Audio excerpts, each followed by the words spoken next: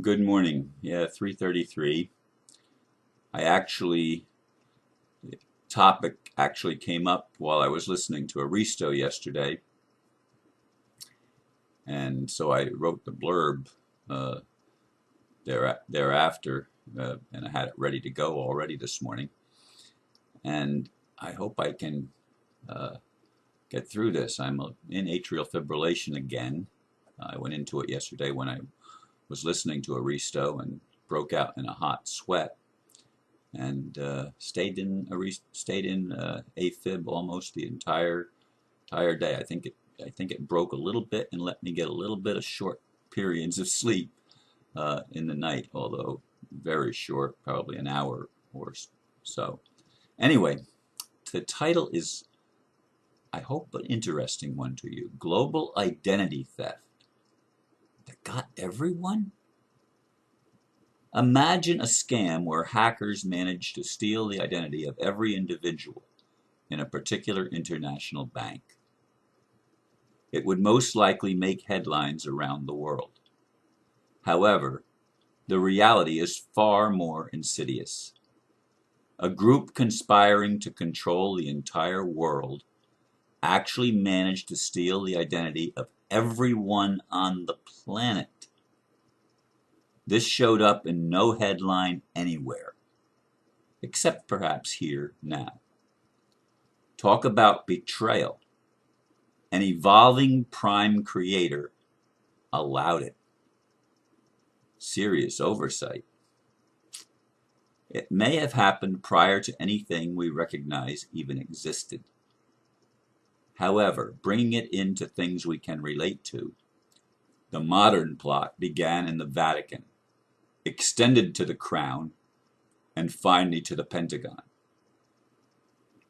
3 city-states conquered the world through religious indoctrination and a system of canon law, a financial system that created unimagined debt slavery on a global level, and a tyrannical enforcement military system that literally terrorized the world. This is the reality of the world we live in. The same one Aristo spoke about as the matrix of death. Everything in this matrix is fraud, and matrix bosses themselves refer to it as legal fiction. Actually, the fiction extends far beyond the legal system. Remember, it originated in the Vatican. Yes, they stole your identity and that of everyone around you. Let me explain. I don't know all of the actual dates of the papal bulls and stuff like that, but I know at one point in the relative early history of the Vatican, the Pope declared himself to be the vicar of the earth, the owner of all the land on the planet, and of all the souls. You heard me right. The Pope claimed to own us, and we became, under canon law, ecclesiastical law, the law of the church, hear me, we became human slaves. It's human slaves in a system that, for most people, looks like there are elements of freedom. But the freedom is illusory. You're not really free, especially if you don't do what the system wants you to do. If you don't behave yourself and march in lockstep with the game plan, then you will quickly find out that you're not free, even though you might think yourself to be free. Now, what they did is they being an elite establishment of very wealthy people connected to the church, to various arms of the church, including the Jesuits.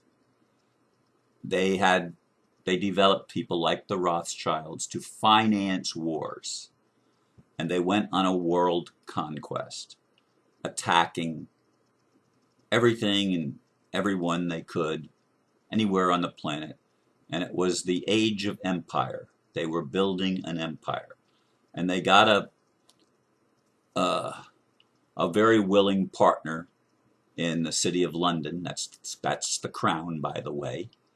The British Empire was actually part of the Vatican. Now you say to me, Ron, but the Protestant Reformation, that he chose to become Episcopalian, or the Church of England broke away from the Vatican. Well, that's an illusion. That's what they want you to think. It just became one of the harlot's daughters. And harlot, or Babylon the Great, is the Vatican. Okay, you need to understand that when prophecy and when scriptures talk about Babylon the Great, that's what they're referring to, the city of that sits on 7 hills, Rome. Okay, that's the origin of the identity theft of the entire world. They actually set up a trust called or they created a trust called the Cecil Trust, which basically declares us all dead and lost at sea.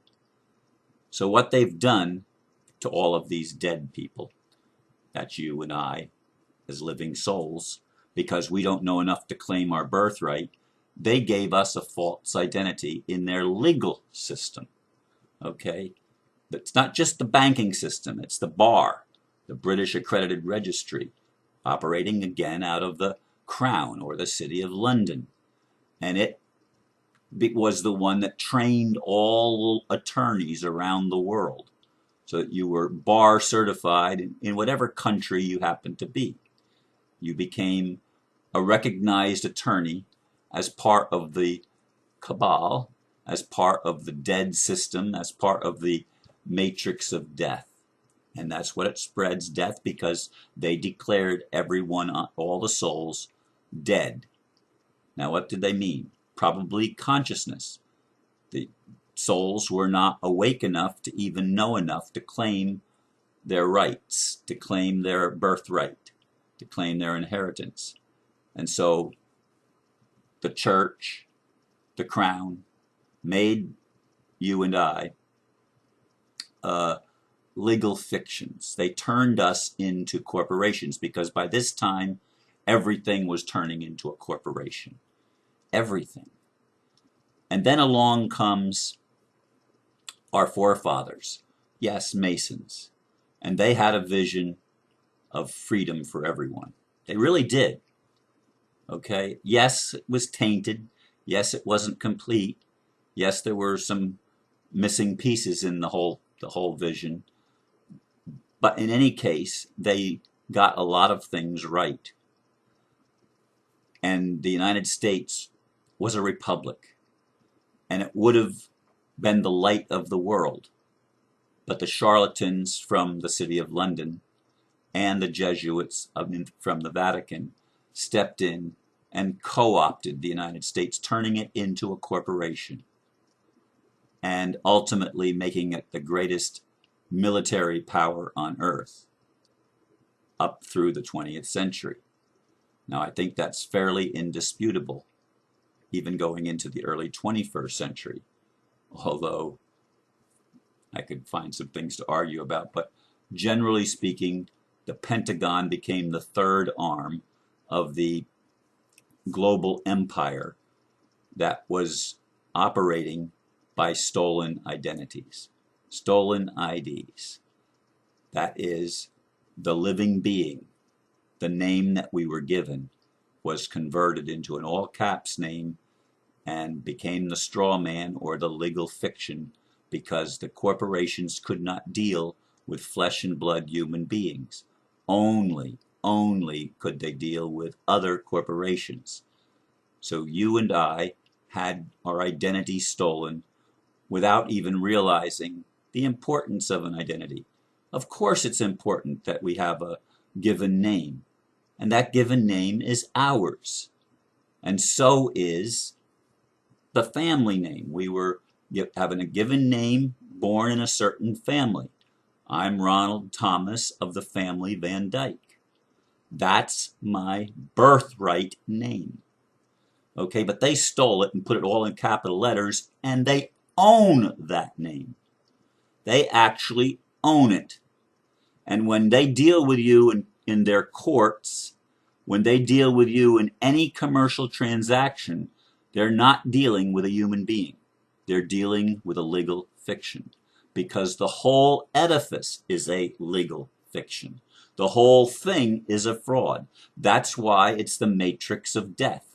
It literally draws the life force out of us.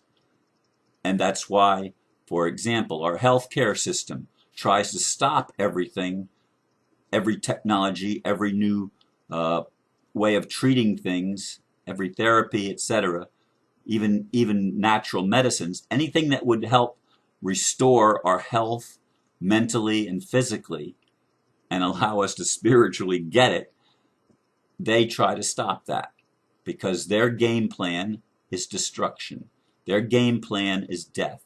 They are eugenicists. They are master eugenicists who see the world as overcrowded, and they must reduce the population down to a workable 500 million people, 500 million people. That means they've got to get rid of 6.5 million plus people, 6.5 billion plus people on the face of the earth. They need to wipe them out so that the medical profession doesn't work to keep you well. It works to make you sick and ultimately to die. And while you're living with your life force being drawn out of you. Now, I know what that's like because I see it happening in my own life right now, where I don't have the energy, I don't have the vitality that I used to have.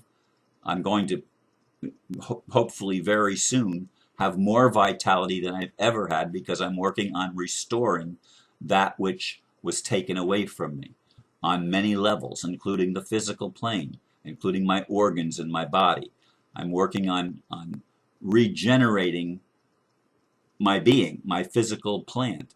Now, there's a lot of people on earth that try to nullify the physical. It's not real. The matrix is just an illusion, so we don't have to pay attention to it, because if we address it, we only empower it. That's a nice little belief, but it's not true. You actually empower the matrix by not paying attention to it, by not telling yourself the truth, by invalidating your own experience and your own perceptions of what you're dealing with. You call them by a different name. Okay, this is all part of the global identity theft, because they stole who you are. Who are you? You are a child, man or woman, son or daughter. You are a child of the Creator. Now, I said in the blurb that it is an evolving prime creator. That's the only way I can come to a realistic conclusion that that God is not finished being who he is, or she is, or whatever. The prime creator is evolving just like the rest of creation. Now, as I was meditating before I got out of bed this morning, I remembered a friend of mine singing a song in a cabaret once, "I Want to Be Bad." And I thought, well, that's the prime creator. He wanted to experience what it was like to be bad. So he created an alter ego called Lucifer or whatever, and started being bad. Now, to me, the worst thing about the identity theft is that it violates the prime directive. What is the prime directive? To me, it's do no harm and do not violate the free will of another. Do no harm, cause no loss. Do not violate the free will of another. That's the prime directive. Well, those that have been in charge of our planet, of our world, have totally disregarded the prime directive, and no one has ever held them accountable. Who is supposed to hold them accountable? I believe we are. How do we do that? Well, we have to become empowered. How do we do that? We have to start telling ourselves the truth. We have to own our experience. We have to own where we are and not invalidate ourselves, as the Matrix tries to get us to do. If we keep on invalidating what we've experienced, we will never learn the lessons we designed for ourselves to learn. So we need to come home to the reality that what we have created is a schoolroom.